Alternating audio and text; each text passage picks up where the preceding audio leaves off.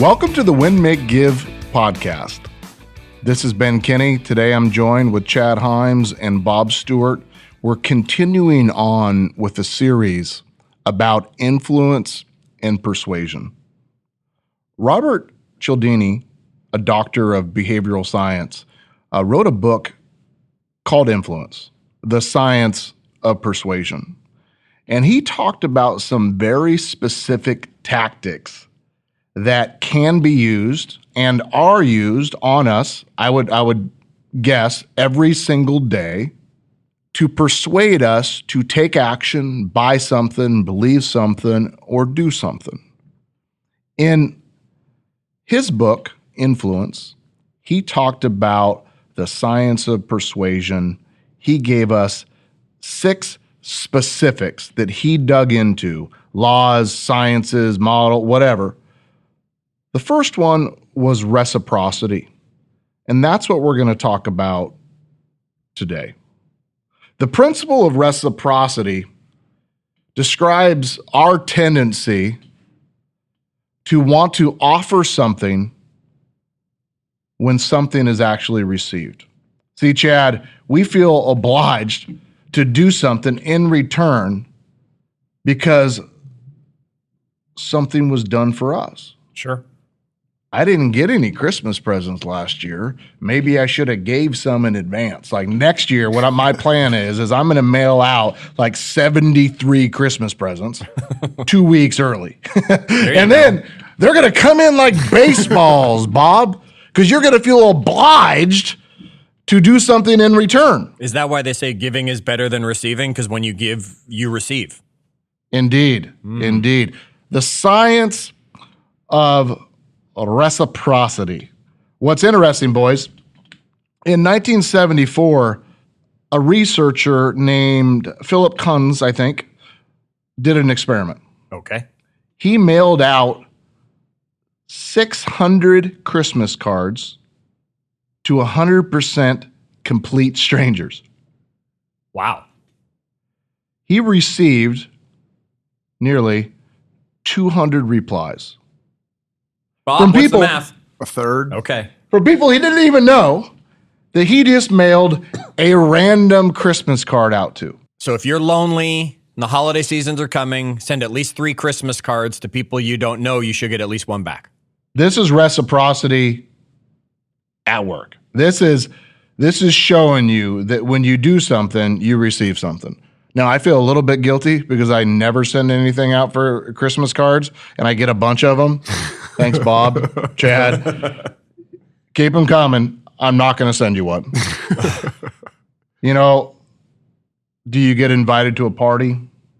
Do you invite people to yours? It's hard because I don't party. I don't people, right? Sometimes I wonder, I'm like, hey, nobody ever invites me to anything. Well, 1, Ben, you never show up. That would be one reason. Number 2, you never invite us. The thing is, though, I send you the Christmas card and you never send one back, but I feel like you never send me one back, so you kind of owe me something. It's not going to be a Christmas card, right? But I'm building that bank with you where you're like, oh, I owe Bob a something. We were talking about that before we started recording. Bob and I were. Bob, dive into that a little bit more, this whole bank concept when it comes to reciprocity. Well, look, this is a tactic we've deployed throughout my entire career. And I think I've shared this on the podcast before, but one of our first businesses, my co-founder, one day we sat down and we said, look, we get a lot of people come in, they need something. Hey, can you fix this widget? Or how do I do this thing?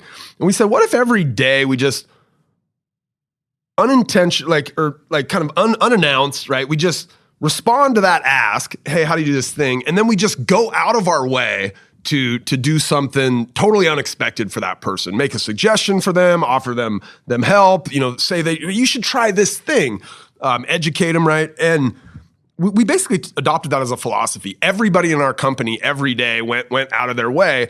And, as you think about persuasion, and as we're specifically talking about reciprocity, like from the book, the idea is I'm giving them this thing because I'm then going to ask them for something, kind of after that, right? But our idea was we're going to give them this thing, right? This piece of unsolicited advice that we think would add value to their lives or their business. And And then we just kind of bank that. And if every day, everybody in the company, at that point, we had a 10-person company, but 10 of us were banking something, right, with 10 of our customers, we would have a lot of room later to go back and ask for something from that person, right? So it was this concept of like banked reciprocity. We weren't doing it because we had something to even ask them for right then. We were just filling that bank up, and we knew if we did that for a long time, we've got a lot of people that would kind of owe us a favor. It's like The Godfather, though, right? There's that quote where it's his daughter's wedding day, and he's like, one day I'm going to come to you, right? And that day may never come, but when it does, or if it does, right, you're gonna reciprocate. So that was kind of our concept, and we had for 8 years at that company, we did that every single day. So I think what I just heard from that is Ben is like The Godfather. That's all I hear. That's all I heard, right? Because you're sending him the Christmas card because you probably are actually repaying a debt he's probably already established. Maybe that's what it is. We think about reciprocity being tangible. It could be a gift. It could be the simple. What were the things at Costco that we were just talking about? The samples, food samples. No, the bagels, the mini bagels. Is that what you guys saying? Whatever they're giving us. Yes, it's always delicious. Yeah, you go to Costco and they give you samples, or every aisle has a sample on it, and for 4 months. They haven't been doing samples. And I was saying, I haven't bought an impulse buy at Costco in 4 months. But when I get that little sample for whatever reason, and like Dave was saying, he's like, they're not even that good. It's just the fact that somebody else cooked the thing, right? But I get that sample and I'm like, thanks. I'll take one of those, right? And they end up being the freezer burn thing in the back of my freezer. But you feel compelled to do something, right? I feel that way. They give the little frozen yogurt cup, and you want to try to taste it. Heck yeah, frozen yogurt. I'll have some of that. I'm like, now I got to get a cone. Sure. Maybe 2 cones. I feel compelled to get 2 cones. Save that for the ice cream Nobody episode. said you have to get 2, by the way. Another example is loyalty programs, referral programs. That's a great one, yeah. People use it in sales, like when they say, hey, I'm not sure if you want a camera today, but if you do, I want to give you this free case. It's on me, right? They're giving you this gift in advance. Like, well, that's really nice of that person. You feel compelled to do that transaction. Well, aside from tangible reciprocity, there's also emotional. Like when you call somebody, and I do this sometimes when somebody's really upset, customer, something like that, call them up and, hey, before we get started, I know we have some things we got to work out. I just want to thank you for trusting me that I'm going to resolve this and for doing business with me in the first place. It means a lot to me. What am I giving them? Gratitude. Yep. What do they immediately respond with? Some kind of gratitude. I appreciate your help. This has been frustrating. I know that I've been a little testy or whatever. Yeah, I get it. I understand, right? And then I'm giving them empathy, right? They're like, oh, he understands. And then I say, let me explain what's happening. And they're like, I get it. That's happened to me in the past, right? And they start giving me empathy back. Well, it could be as simple as saying, right, here's how I try to make myself feel better. I'll be like, hey, Chad, have you lost weight? He's like, yeah. And then he's like, have you lost weight? I'm like, yeah. Thanks for noticing. Thanks for noticing. That conversation has never happened. He is so rude. Have you guys ever noticed how rude Chad is? Hey, these sort of gestures, these assistants, these doing something nice for somebody, doing a chore, doing something for your neighbor, it creates reciprocity. It gets people to want to do things with you. Now, in Robert's book, Influence, he used a really good example. And I know you're all going to buy the book and read the book, and maybe we'll try to get him on the podcast. Please tell me you're going to talk about the waiter example. Absolutely. Yeah, because I wish I knew this when I was a server. For years, I wish someone had given me this book then. Chad doesn't have the grace or charm to pull this off, but Bob Stewart does. Bob has the skills to do this. So in the book, they talked about servers were able to increase their average gratuity by 3% by simply doing one thing: handing somebody a mint. Just a mint. One of those crappy ones in the green wrapper. With the black and green. The thin mints, right? They've been sitting there for 74 years. They got dust on them. Just by giving you that one mint, on average, you get a 3% increase in income. You know what your return on investment would be as a server giving those mints? I mean, that's amazing. Yeah, especially when they stole them. Correct. Right? They didn't pay for them. Now, my mom was a server. I wish I had this knowledge, when my mom was alive. I could have helped her, in that waitressing field. It didn't stop there, though, at the 3% would just bring in that 1 mint. No, what was interesting was when somebody doubled the amount of mints, 2 each. 2. We don't even need to go to Bob for the math on that one. 2, right? The gratuity didn't double. It quadrupled. It grew to a 14% increase in average tips. That's amazing. By simply doubling the mints. But here was the powerful thing, was in the book, they said, when the same amount of mints were delivered, meaning 2, doubled, yep, right? But they had some theatrics, the gratuity blew up to over 23% increase. And by theatrics, they're talking about the waiter actually made a deal about, oh, I forgot to give you this extra mint, or there's 2 of you. I'm sorry, I only left. Here's a second mint. Even better, theatrics. Here's a mint. Here's your bill. 4 steps walking away. Turn around, Bob. You made me laugh so many times tonight, right? You were really awesome to serve. Thank you. Here's a couple extra mints, and then you do the hair flick, check your nails, walk away song, right? 23%, you just got an increase. That's amazing. Just amazing. Simply adding some theatrics. They feel compelled to do this to you. I know when I take the trash out tonight, I am going to be doing some theatrics. I'm going to get halfway out of the house and I'm going to come back with the trash and do some theatrics so my wife realizes that I'm taking the trash out, because it sounds like it works. It's like compounded, right? It's like 1 mint, you get a little bit. 2 mints, you get more than just double, right? And 2 mints and some theatrics, and the theatrics to me are personalizing it, the compliment that's in there. Ben said, hey, you guys were so funny as a table today.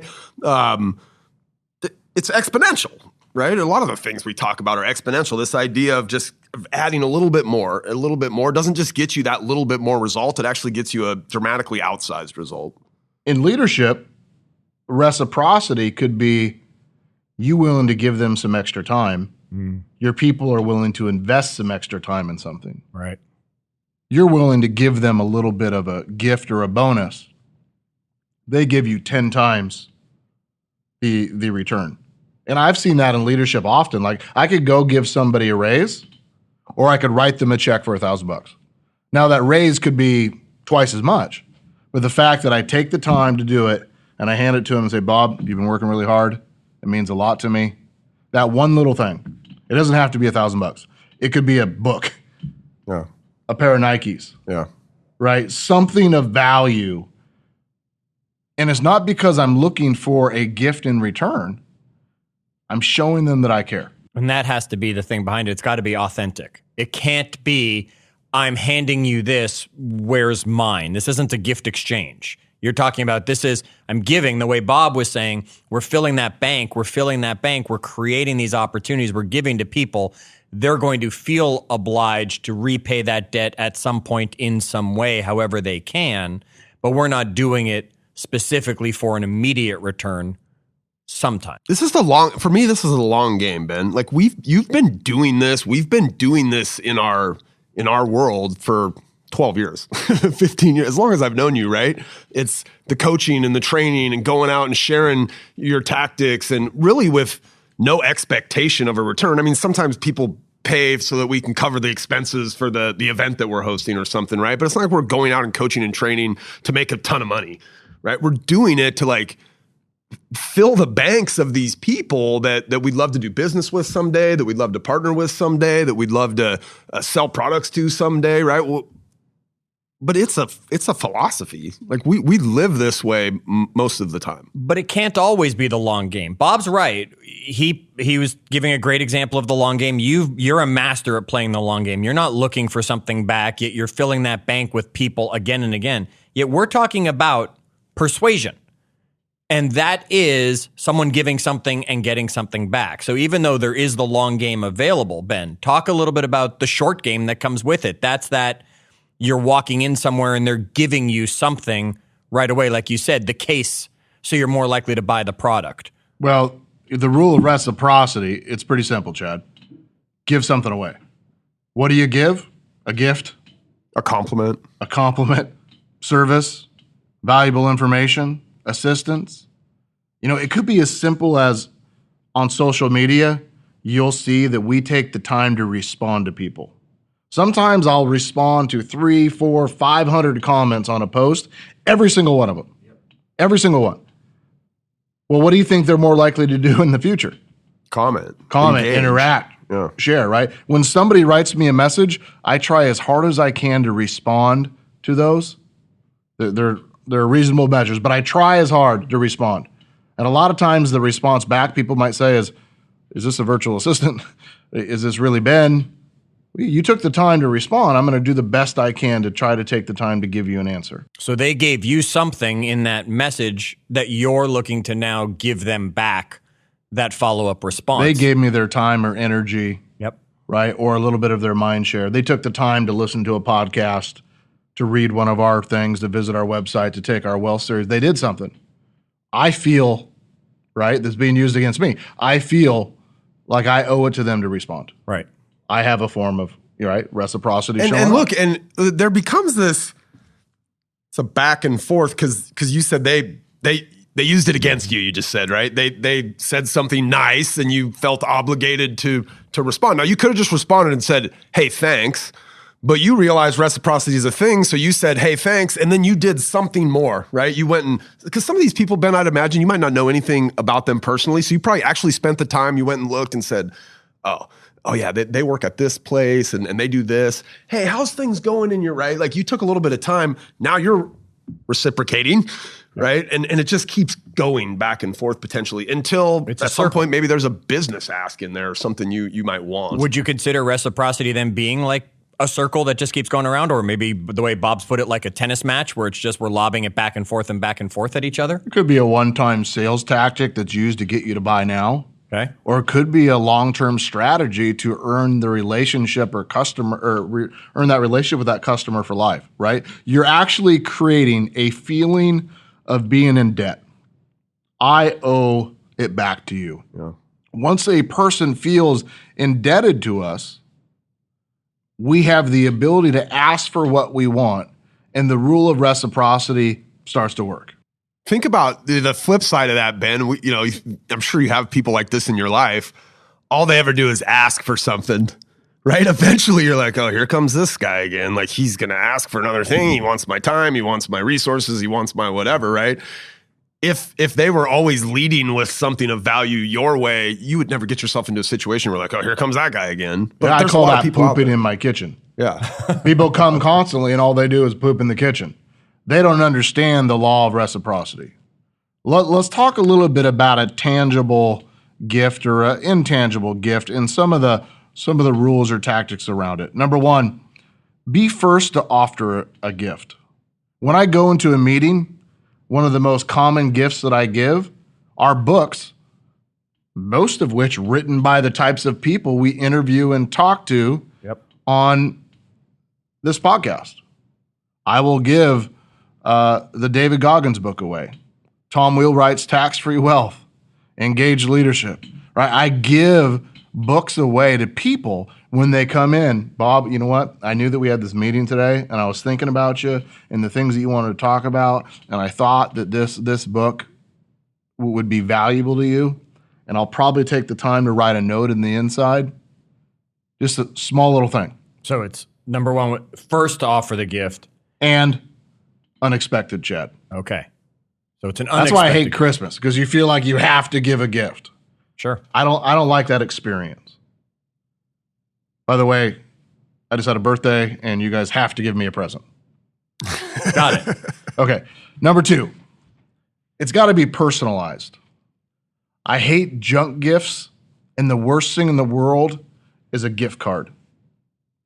It's not personalized. It doesn't have value unless you know me so well that you know one of the two places that I would shop at. We're not and giving that spend away. Money. Okay, you know what's funny is that so my mom, she gives me a gift card for my birthday every year, and I don't even know why she does this, but I appreciate it, right? But she'd always give me an Amazon gift card, and I just put it in our Amazon account, and it ends up getting spent on whatever we buy at Amazon, toilet paper or whatever.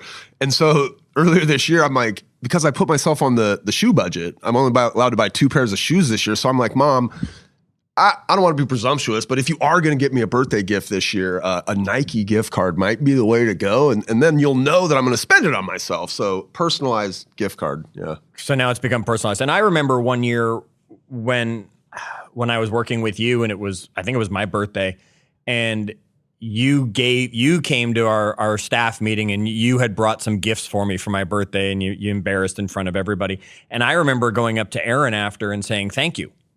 And she said, nope, he did it himself, right? Which made it something that you did, which was personalizing it because you knew the person you were giving the gift to, which makes it just that much more powerful. Absolutely. You know, I got a message earlier today from somebody. Her name's Emily. She runs Lydia Place, a nonprofit that we're really involved in that supports homelessness, mostly for parents of children, women specifically. And she said somebody just gave a donation for your birthday on behalf of you to their organization. That is a great example of something to me that they took the time to know what I care about, who I care about, and to write a check to somebody. And I don't know how much it was, right? But it means to me. It means a lot to me. And you have a sense of debt to that person, right? If that person was to come and ask you for something, you're probably going to go a little bit further to help them, than not. Because I know they care, right? Yeah. Yeah. Number 3, the gift must have tangible value to the person. Okay. There's lots of gifts that have value to other people, but I could think of lots of things that you guys could give me that have no value to me. So what is that thing that you could give to that person that would be valuable? Bob's trying to think of something funny to say laughing right now. Because we've got the yellow runts, this running joke around here that you hate banana runts. And so people send them to you. You get these big packages of banana runts, but there is actually value in that because it's funny, right? It's like a comedic relief, probably the first time. The 10th package that showed up, maybe not so much, but. I do have 4,000 banana runts in my office. It's okay. Banana's the best of the runt flavors, which can be a whole other episode that we can discuss. Come so on. those They're of you disgusting. sending Ben They're hard banana as a rock. runts, Like, get out of here. keep sending them. That's okay. Now, Ben, I want to ask you a question though on this. If I'm in the store, if I'm persuading somebody using it as a sales technique or something, I might not know who that person is. How do I personalize? How do I have something with tangible value if I'm doing I'm giving to get? That yogurt sample, I don't know Bob's a vanilla guy when he's walking by and I'm offering strawberry frozen yogurt flavor or something along those lines. It may not be that easy to do. You may have to say, hey, by the way, if you sign up for a credit card today, you get 10% off your blah, blah, blah. But because you don't know anything. But let's say you did know something about somebody and somebody was buying raspberries and you said, you know what I made the other day? I made these raspberries with this thing over here, and you walk them over here and say, you need this. This is what's going to make those raspberries 100 times. It's personalized. It's not even a gift, but it's an advice. It's an item of value. So if you combine these two things, it's no longer raspberries. It's an amazingness. Whatever that is, right? Okay. Number 4. Yep. You have to individualize the gift by clarifying who it is from. Here'd be an example. It'd be easy to send a package out from one of our companies, let's say Brivity, that said, hey, everybody, here's a free t-shirt. They might say, that's cool, appreciate the company. But if they got a message that says, hey, this is John, I work in support at Brivity, and I just wanted to thank you for being a customer. I thought you would look good in the shirt, right? And you send that out, there is a massive increase in the impact by simply making it from one person, not from the company. Okay. Sometimes company have even fake people that it feels like it's from, like Jake. From State Farm? From State Farm, right? Like they have these people, the message from Jake from State Farm is more powerful than just State Farm. What do you think he's wearing right now? Wonder what if his name is actually Khakis. Jake. Red Khakis, shirt? yeah. No, and lastly, be consistent and keep on giving. Right? If you give that gift once or you make that deposit once and never again, you aren't going to build that real reciprocity unless it's a one-time, one-night stand kind of transaction. If you want a long-term relationship, you have to continue to make deposits if you want to continue to make withdrawals. That's also that loyalty program that you were talking about earlier that a lot of companies are doing out there. That's that consistent continuing to keep giving again and again and again. A free scoop, a free coffee, a free whatever that they'll give you again and again and again. On the next episode, Chad, we're going to dive into scarcity and how the law of scarcity could be used to increase your sales, your marketing, your lead gen, your leadership, your influence, your persuasion. But that's all for now as we wrapped up Reciprocity. How do we end every call?